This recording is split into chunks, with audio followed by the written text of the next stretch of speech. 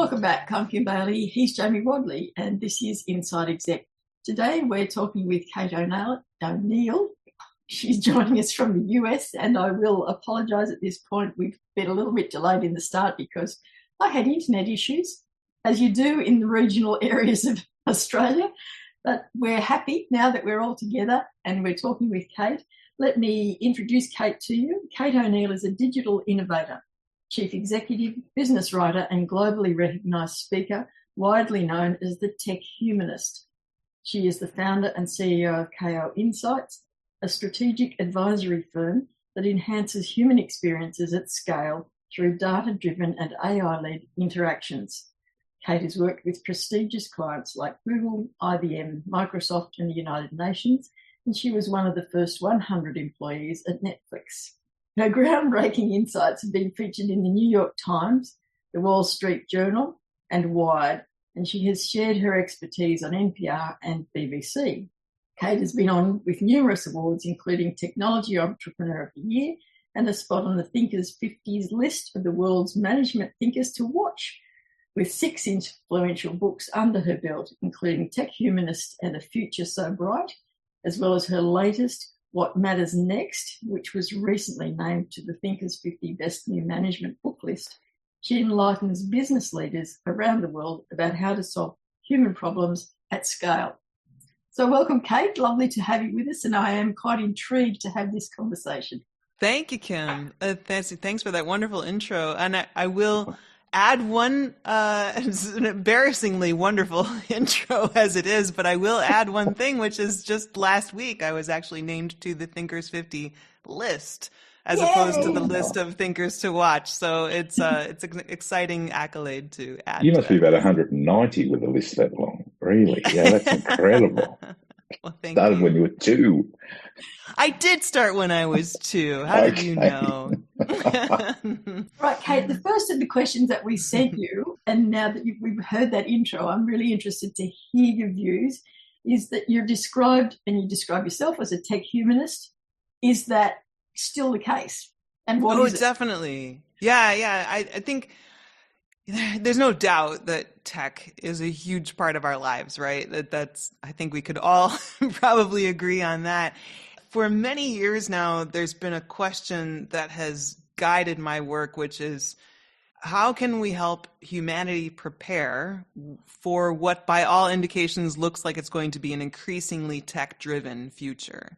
Mm-hmm. And that's really, for me, that's at the heart of it. Like every kind of philosophical question I come back to, every methodological question in the work, every new technology, everything, it always comes back to that question. And that's at the core of the tech humanist idea.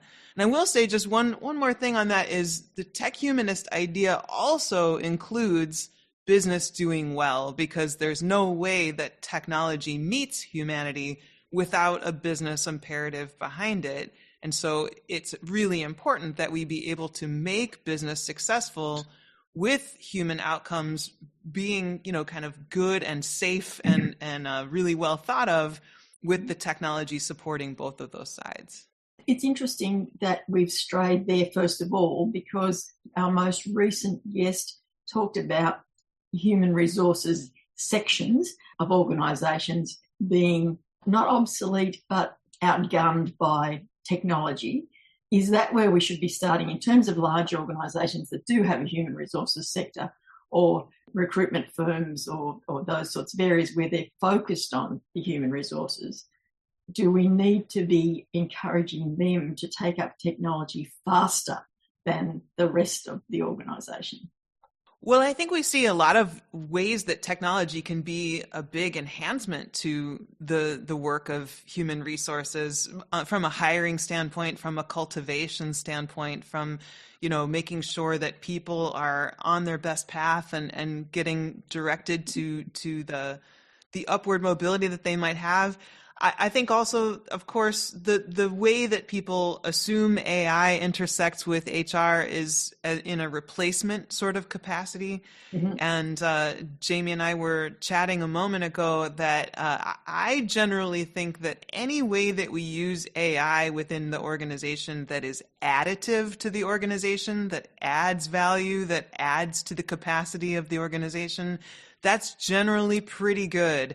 Anything we do that looks at replacing human capacity or human factors, that we have to be a lot more cautious about. And it's not just because I think humanity is so precious, although I do, and it's not just because I think that humans contribute something sort of intangible to the workplace, although I do. I think though there's something else, which is that there's so many second and third level consequences to replacing human workers with AI. You know, the kinds of things that happen in terms of institutional knowledge and the things that happen in terms of emotional intelligence and morale, and the kinds of things that happen in terms of just that loss of culture and team building that can happen if you're continually undermining and undercutting, you know, the confidence people have and the loyalty that people have to an organization. So I just urge leaders to be very careful about the kind of cutting and replacing that they want to do in the name of cost saving with AI capabilities, and to really think about how to use AI to strengthen and create these additive capacities with human labor instead. Are we being drawn into taking on technology faster because we see it as efficient? And in terms of what's happened over the last 5 years, that we've had to rely more on technology to be able to do business than we did in the past. Is there this unconscious draw that technology will make us more efficient, therefore make us better profits, and so we have to take it on as quickly as we can? I think there's that tendency. I think that's the temptation is there. And, you know, we all, of course, experienced the COVID pandemic and the rapid transformation many industries had during that time. So, you know, we got to see in healthcare, in retail, in food service, in medicine, in every aspect of life, it seemed, was needed to catch up to these externalities that changed so fast. And they used technology to great effect to do that. And that cost us in some ways. You know, we saw the upshot of what it cost in students in education to not be in classrooms and not to have sort of social dynamics with one another. And in the workplace, you know, a lot of organizations are still trying to figure out if they are doing a return to office or if there's hybrid, or how they're going to manage that going forward. But I think that what we should have learned from that is one lesson I write about in What Matters Next is to distinguish between the work of transformation and the work of innovation, and to make sure that we're being very clear that when we're catching up to the externalities that have already changed around us, that's transformation. And that work we almost can't do fast enough, right? We need to be mindful about moving quickly to the point where we have caught up with what the realities are around us, whether it's our competitors, the market dynamics, what the customer expectations are, or some black swan event like COVID that has changed the reality, or like trade realities and tariffs and things like that, right? Like that's a very real current scenario that people are having to try to navigate and figure out. That's transformation. But innovation is this looking ahead and trying to figure out, what could we do that's different? What could we create that's new? And how could we, you know, go into that space in a way that creates new space for us? But that new innovation now becomes, once it's successful, becomes the externality that your competitors have to transform to catch up to, right? There's a difference in the level of circumspection and care and carefulness that we have to use with innovation versus the level of care and carefulness that we need with transformation. Transformation is kind of moving into an already existing set of conditions.